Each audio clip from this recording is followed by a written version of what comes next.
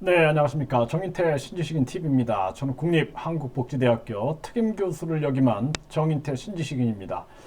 정당은 당원 주권적 운영이 이루어져야 됩니다. 정당, 그 나라의 주인은 국민인 거예요. 국민주권주의. 예, 그리고 정당의 주인은 당원이 되는 것입니다. 그래서 당원 주권적 운영이 이루어져야 된다는 거예요. 그리고 정당이 왜 필요해요? 정당이라는 것은 정치 목적을 달성하는 건데 그 정치 목적이 자신들의 배를 불리려고 한다면 안 된다라는 거예요.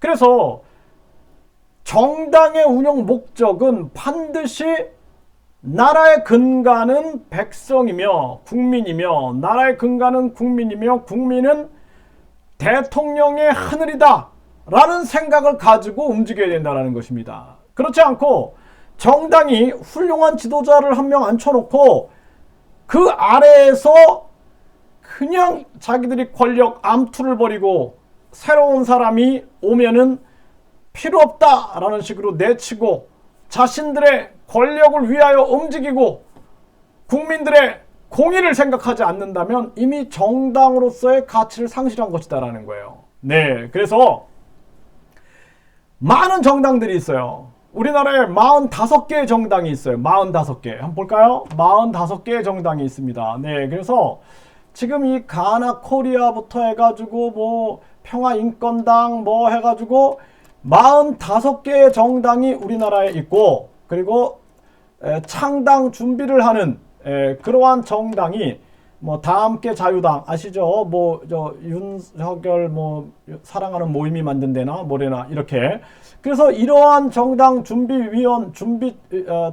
창당 준비위원회가 결성된 정당이 7개 총 52개의 정치단체가 활동하고 있는 게 우리나라의 모습입니다. 네.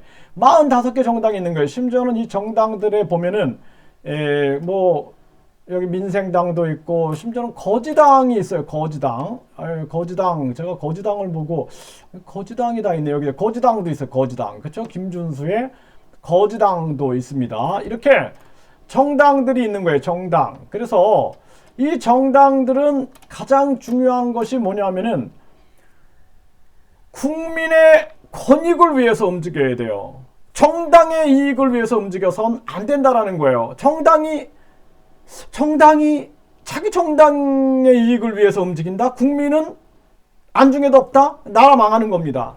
그래서 정당은 나는 필요하다고 봐요. 정당은 필요한데 이 정당 지원금은 없어야 된다. 정당 지원금은 다 국민 권익금으로 다 돌려줘야 된다. 예, 그래서 허경영 후보도 그 정당 지원금을 폐지하고 그리고 그걸 국민 배당금으로 준다. 이런 얘기를 하죠. 저는 거기에 아주 적극적으로 저는 지지를 합니다. 그 정책에.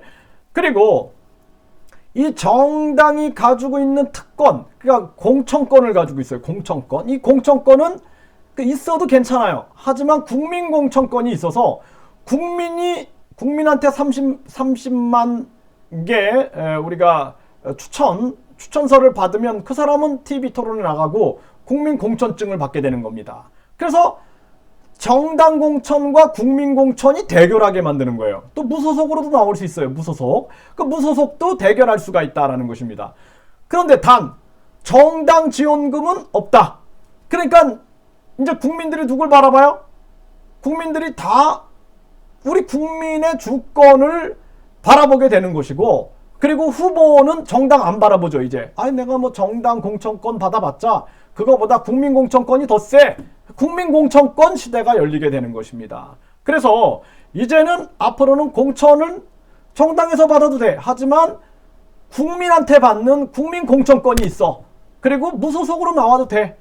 근데 무소속은 이제 지지를 잘 못 받겠죠. 국민 공천권으로 간다라는 거예요. 예, 그래서 정당은 봉사단체여야 되는 거예요. 네, 정당은 봉사단체여야지 권력단체가 되면 안 돼요. 그래서 우리가 무슨 뭐 자전거 협회가 있고 등산 협회가 있듯이 그런 그냥 정당은 정치 결사체가 있을 수 있어요. 하지만 지원금은 없다. 특권은 없다. 정당의 특권은 없다.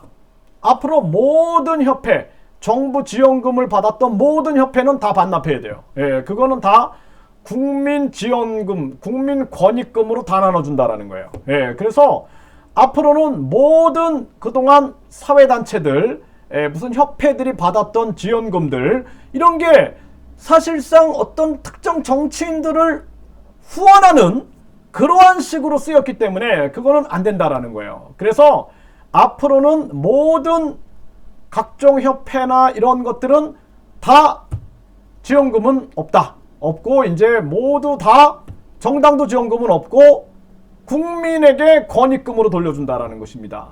그러니까 허경영 후보의 국민 배당금제가 굉장히 저는 바람직하다고 봐요. 네, 그래서 예산을 아껴서 국민에게 나눠주자라는 거죠. 그렇죠? 네, 국민권익금 또한 마찬가지입니다. 국민권익금도 국민들의 권익을 위하여 돈을 돌려주는 거예요. 국민들에게. 그래서 공기업도 이제 앞으로 성과급은 다 국민에게. 왜? 세금을 누구 세금으로 만든 거예요? 그 회사를, 공기업을. 다 국민 세금으로 만들었기 때문에 이게 사업을 잘하면 엄청난 돈을 버는 겁니다. 무슨 석유공사라든지 뭐 한전이라든지 엄청나게 돈을 벌 수 있는데 자신들이 열심히 일을 안 하는 거야. 왜? 성과급 막 잔치를 벌이고 뭐 일 안 해도 월급 나오니까. 앞으로는 다 공모. 예? 낙하산 없습니다. 그래서 다 공모해가지고 성과를 많이 낼 수 있게끔 만들어야 돼요. 그리고 국민 권익금을 국민도 받고 그 사람들도 받으니까, 그 직원들도 받으니까 서로 열심히 할 수 있는 그러한 분위기를 만들어낸다라는 것입니다. 그래서 국민권익금 회사를 4차 산업혁명을 통해서 다양한 국민권익금을 나눠줄 수 있는 회사를 만들고, 이렇게 함으로써 국민들에게 직접 주식을 주고 국민들이 직접 돈을 받는다라는 거예요. 그러니까 허경영 후보는 나라 전체를 국민 배당금 대상으로 본 거예요. 예? 그러니까 국민권익금 제도는 이 국민 배당금으로 가는 길이다. 이렇게 보시면 돼요. 국민 배당금으로 가는 길이다. 중산주의로 가는 길이다. 그러니까 국민 배당금을 얘기하니까 사람들이 뭐 이게 좀 너무 너무 좀 큰 거 아니야? 이렇게 생각을 하는 거예요. 그 국민 권익금으로 하면은 이해가 좀 될 겁니다. 그래서 국민 권익금으로 간다. 그리고 정당이라는 측면들도 지원금은 다 없다. 그리고 앞으로 국민 공천권, 정당도 공천해라. 하지만 국민 공천권이 있기 때문에 국민 공천증을 받고 나올 수 있다라는 것입니다. 그리고 정당이라는 측면들은 권력화되면 안 돼요. 자기들이, 제가 과거에 거대 정당, 거대 양당에 가보니까 진짜 암투가 장난이 아닙니다. 음해 공작, 암투가 그냥 무시무시해요. 그러니까 올바른 생각을 가지고 있는 사람들이 접근하기가 너무 힘들어. 그러다 보니까 이 정당이, 우리나라도 보세요. 이 정당이 45개. 그리고 지금 창당을 준비하는 단체가 지금 7개가 있는 거예요. 7개. 그 정당은 당원 주권을 실행해야 되고 항상 국민을 생각해야 된다. 우리 정당이 존재하는 이유는 국민 때문에 존재한다라는 생각을 해야 돼요. 거기서 권력화가 이루어진다든지 내가 그 권력을 잡아가지고 흔들어야 된다든지 이런 생각을 하면 그 정당은 이미 죽은 거예요. 정당은 죽은 겁니다. 그리고 이 많은 정당들이, 이게 식물 정당들이 굉장히 많아요. 나도 이게 들어보지도 못한 정당들이 굉장히 많아요. 뭐 출마도 안 하는 정당들, 이게 식물 정당. 그 식물로 있는 거예요. 그냥 식물로.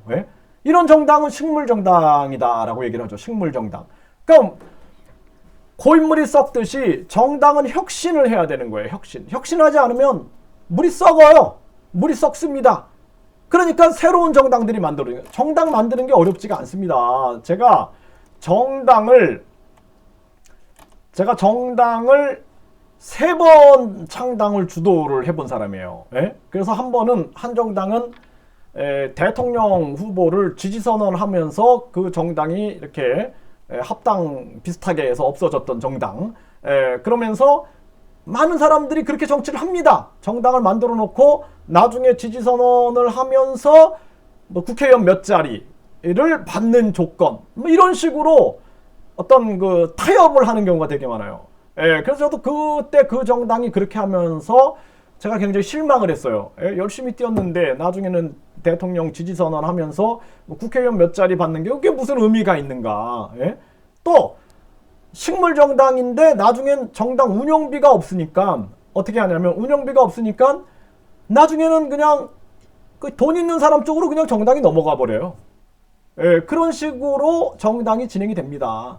그래서 정당이라는 측면들은 사실상 창립하는 게 어렵지가 않아요. 정당은 일단은 창당준비위원회가 아까 7개라 그랬잖아요. 창당준비위원회를 만들면 됩니다. 그래서 발기인을 200명이 모여갖고 발기인대회를 열어서 대표를 뽑는 거야. 대표를 뽑고 그리고 이제 신고일을 오늘 내가 이제부터 뭐 예를 들어서 무슨 정당을 창당을 했습니다. 창당을 하겠습니다. 그 창당준비위원회를 만들고 등록을 하는 거예요. 200명이. 그러면은 시작입니다. 그러면 아까 여기 말했죠. 창당준비위원회에 등록이 되는 거예요. 그럼 6달 안에 창당하면 되는 거예요. 6달 안에. 그러면은 각 시도에 시도당이 창립추진위원회가 100명씩 발기인이 있으면 되는 거예요. 100명씩. 그러면은 거기도 뭐 예를 들어서 서울 창립추진위원회가 만들어지는 거야. 서울당. 그리고 부산당 창립추진위원회가 만들어집니다. 100명씩 있으면 되는 거예요. 중앙당은 200명. 여기는 100명. 100명씩만 있으면 되는 겁니다. 그래서 나중에 어떻게 돼요? 나중에 한 개 정당에 1000명씩만 있으면 되는 거예요. 시도당에 법정 당원수가 1000명 이상이에요. 그래서 서울에 1000명, 부산에 1000명, 뭐 대전에 1000명, 뭐에 1000명, 5000명이 있으면은 이 중앙당이 이제 중앙선거관리위원회에 등록되면서 정당이 되는 것입니다. 그래서 창당 대회 공고를 개최일 전에 5일까지 일간신문에 공고를 하면은 그때 이제 정당이 출범이 되는 거예요. 정당이 어려운 게 아니에요. 저는 사단법인도 많이 만들어 봤어요. 그래서 제가 그 사단법인 대한장애인 태권도협회 만들어가지고 그게 이제 장애인 올림픽에 태권도 정식 종목으로 채택이 됐죠. 채택이 됐어요. 그 시작을 이제 제가 전개를 했던 것이죠. 그 사단법인을 많이 만들어 봤어요. 그 정부의 사단법인을 만들든 정당을 만들든 이런 것은 어려운 것이 아닙니다. 제일 중요한 건 뭐냐면 그 정당이 국민을 위하여 존재하느냐. 그리고 내가 정당 지원금을 받아갖고 내 배를 채운다? 이거 안 되는 거예요. 정당은 무조건 국민을 위해서 존재해야 되고 국민만 바라봐야 되고 국민의 지지를 얻기 위해서 혁신해야 되는 거예요. 혁신. 그렇지 않으면 안 된다라는 거예요. 그래서 훌륭한 지도자를 앉혀놓고 밑에서 그냥 다 헤쳐먹으려고 그렇게 한다라면 그 정당은 발전할 수가 없는 거예요. 그래서 정당 창당이 어렵지가 않다. 정당 창당이 어렵지가 않다. 처음에 200명이 모여가지고 창당추진위원회를 결성하면 되는 거예요. 그거를 중앙당, 이제 우리 창당추진위원회를 등록을 하고 또 5개 시도당을 만들어서 거기 100명씩 그 사람들이 모여가지고 발기인대회를 열면 5개 출발했죠. 이제 5,000명만 모으게 되면은 그러면은 이제 정당이 시작이 되는 겁니다. 정당이라는 게 어려운 게 아니에요. 가장 중요한 것은 정당이 진짜 국민의 지지를 받을 수 있느냐가 중요한 거예요. 국민의 지지를 받을 수 있느냐. 식물정당이 되지 않고 국민만 바라볼 수 있느냐. 국민에게 현실 정치를 할 수 있느냐.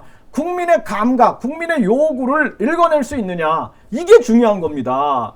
그 정당만 있다고 뭐가 의미가 있어요? 아까 말씀드렸죠. 정당이 45개가 있단 말이에요. 45개. 우리 국민들은 정당 몇 개야 우리나라 그러면은 뭐 국민의힘 있고 또 뭐 민주당, 더불어민주당 있고 국민의힘 있고 뭐 정의당 있고 뭐 요 정도만 알지 않을까요? 뭐 또 뭐 국가혁명당은 이제 그 허경영 후보가 유명하고 그러니까 허경영 후보 때문에 이게 좀 많이 유명해진 거지. 그 뭐 정당의 그 지지자들은 또 훌륭하신 것 같아요. 내가 봤을 때는 그 지지자들은 아주 훌륭한 분들이에요. 그분들은 아주 사심이 없고 정의롭고 양심 있고 열정 있는 분들이다.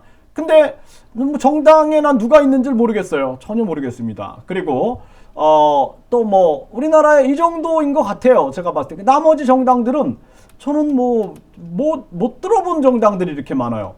자유의 새벽당은 김정민 박사가 예전에 출마하면서 제가 유심히 봤어요. 뭐 새벽당이라고 해서 이 강기훈 대표가 강의하는 것도 제가 이렇게 좀 봤는데, 뭐 이런 정당들 외에는 뭐 정당들이 어떤 정당이 뭐 국민들이 알까? 예? 뭐 모르겠어요. 뭐 기본소득당 이거는 요번에 이제 신지혜 씨가 그 출마하면서 서울시장 그러면서 알게 됐고, 네, 뭐 그 정도인 것 같네요. 네, 그리고 예, 뭐 거지당은 요번에 제가 이제 알게 된 거고, 네, 그리고 네, 뭐 별로 없어요. 네, 이렇게 우리공화당은 조원진 때문에 이제 그 알게 됐고, 네, 뭐 자유민주당은 이제 요번에 그 고영주 대표하고 그 정규재 그 부산에서 1% 이상 표를 받았죠. 뭐 이 정도인 것 같아요. 그래서 제가 봤을 때는 우리나라에서 정말 국가혁명당이 정말 큰 역할을 할 거다. 저는 그렇게, 왜냐하면은 일단은 허경영 후보가 아주 그 정책이 천재적이고, 그리고 과학적이고 4차 산업혁명, 5차 산업혁명에 주도해 나갈 수 있는 정책을 굉장히 많이 가지고 있어요. 네, 그래서 허경영 후보의 그 정책, 그리고 그 인지도, 그리고 허경영 후보 지지자들이 아주 굉장한 사람들이에요. 제가 보니까 아주 뭐 열정, 정의, 양심, 이걸 다 갖추고 있는 그러한 분들이에요.